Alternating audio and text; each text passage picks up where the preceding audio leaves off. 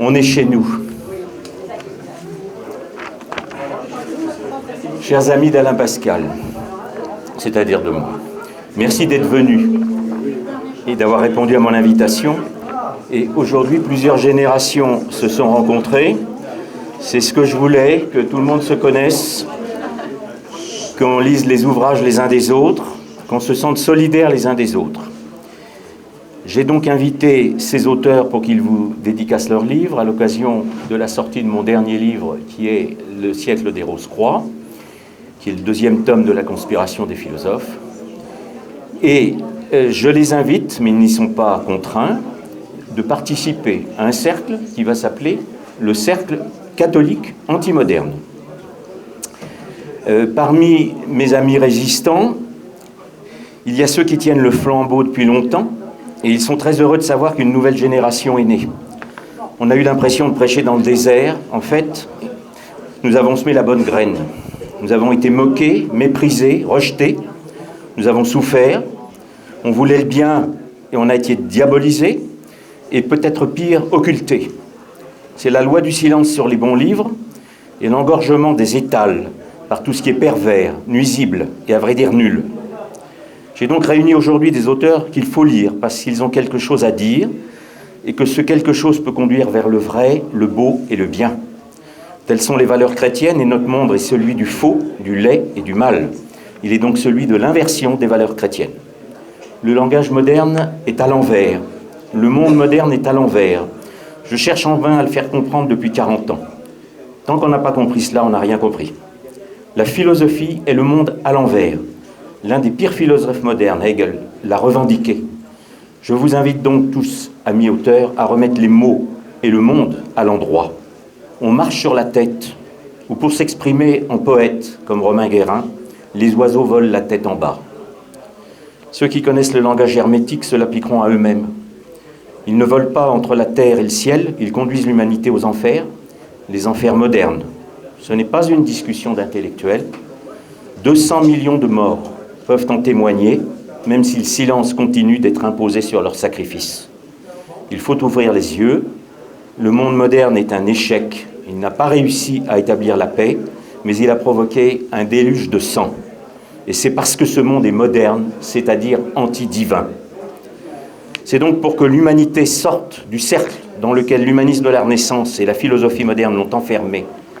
Un cercle qui est existentiel et qui est une prison, parce que la tête de l'homme ne le dépasse plus vers le haut, qu'elle est réduite à un simple organe du corps, que subséquemment le cerveau n'est que l'ordinateur du sexe, ou pour s'exprimer autrement, parce que le corps humain a été coupé de son âme, de ce que le grand Blaise appelait l'ordre de la grâce.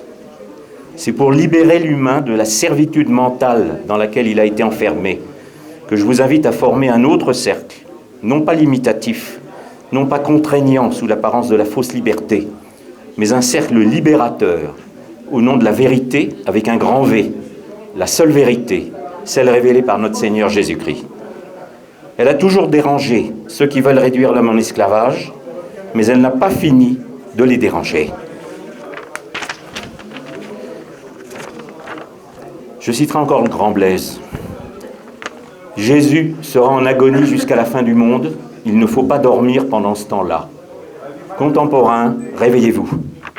Pour participer à notre modeste niveau à ce réveil, je vous invite à rejoindre un cercle qui évidemment est donc catholique, c'est-à-dire universel comme le mot l'indique, et évidemment aussi traditionnel, c'est-à-dire fidèle à l'enseignement que le Christ a donné à ses apôtres et qui a été défendu par l'Église au moins jusqu'en 1964. Ce cercle sera catholique, donc anti-moderne au sens religieux d'anti-moderniste, mais aussi anti-philosophique, d'anti-philosophie moderne. Je suis un philosophe anti-philosophe, au sens d'anti-philosophie moderne, c'est-à-dire contre la philosophie qui a rompu avec la raison naturelle que Dieu a accordée à l'homme pour qu'il domine la nature, mais aussi pour qu'il puisse remonter vers lui par analogie. Dieu est la source de notre raison et de notre liberté. Les anciens aspiraient à la raison, à la liberté, mais sans l'établir métaphysiquement. Les philosophes modernes ont fait perdre à l'humanité la raison et la liberté parce qu'ils ont inversé la logique de la philosophie chrétienne qui avait christianisé l'ancienne. Le monde moderne est redevenu païen. Mais ce n'est plus d'un paganisme qui ignorait la vérité, c'est d'un paganisme qui la rejette. C'est le péché d'orgueil, c'est le péché qui a entraîné la chute. Nous, auteurs qui détenons un savoir ou une sensibilité, une raison ou un cœur, ou les deux, nous devons œuvrer pour reconvertir le monde contemporain à la vérité, celle de Jésus-Christ. Car le monde moderne est une insulte à Dieu. Au centre du cercle catholique, qui se doit donc d'être anti-moderne, je prie pour qu'il y ait une présence invisible, mais certaine, celle du cœur du Sauveur. Qu'il vienne nous éclairer, qu'il nous donne la force, qu'il nous rende indestructibles. Je vous invite tous à rejoindre ce cœur, et d'abord à voir qu'il souffre. L'homme moderne fait verser des larmes de crucifixion permanente, incessante, insupportable, des larmes de douleur d'amour à celui qui est là pour nous sauver et que le monde contemporain rejette. Le monde moderne est diabolique. Nous devons lui rendre le ciel. Chers amis, auteurs, chacun à vos plumes, chacun jusqu'à vos dernières forces, je vous invite à une croisade culturelle qui participe à remettre au centre du monde le cœur de notre Seigneur. Je vous remercie et que Dieu vous garde.